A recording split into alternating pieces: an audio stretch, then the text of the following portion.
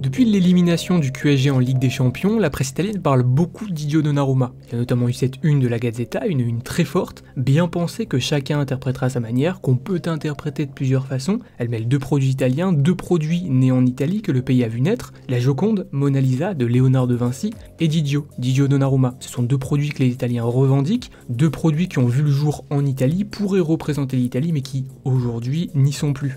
Le premier est en France, représente la France, appartient à la France, il a été offert par son créateur. Le second, Didio, est également en France, mais représente le QSG, pas la France. Le Qatar est utilisé par le Qatar, payé par le Qatar pour blanchir l'image du pays, comme Neymar, Messi et autres Sergio Ramos. Le Qatar utilise leur aura, leur influence, comme il utilise celle de la France, celle de Paris, pour exister, pour s'élever, pour gagner en influence, en crédibilité.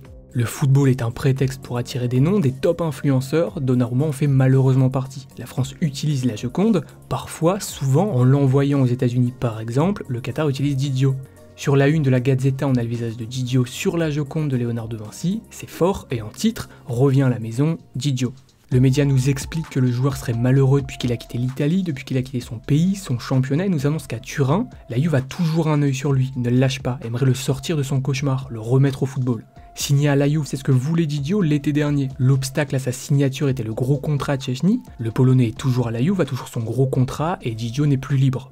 Pour le récupérer, la Juve doit passer deux obstacles. Elle doit d'abord faire ce qu'elle n'a pas réussi à faire l'été dernier, c'est-à-dire trouver un club à Szczęsny pour se soulager de son salaire. Et derrière, second obstacle, il faudra négocier avec le Qatar pour libérer Didio de son contrat d'influenceur. Pas l'impression que ce soit faisable, malheureusement. Donnarumma a joué avec le feu et il s'est brûlé, même Vincenzo Peruggia ne pourra pas le sauver. Atterrir au QSG, ce n'était pas dans ses plans. Son plan A, je le répète, c'était la Juve. Son plan B, c'était de prolonger à l'AC Milan avec un contrat court, 2 ou 3 ans maximum. Regardez combien d'années de contrat il reste à Szczęsny et vous comprendrez pourquoi Raiola demandait un contrat court à l'AC Milan. Son plan C, j'imagine, c'était d'accepter la proposition de l'AC Milan, qu'importe la durée du contrat, pour ne pas se retrouver sans rien. Mais la signature de Maignan à Milan a fait exploser sa stratégie.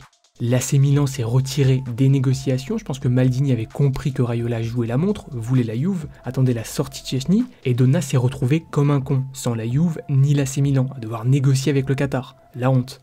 On peut dire que pour la Juve, par amour, Donna a tout perdu. Pauvre Donna.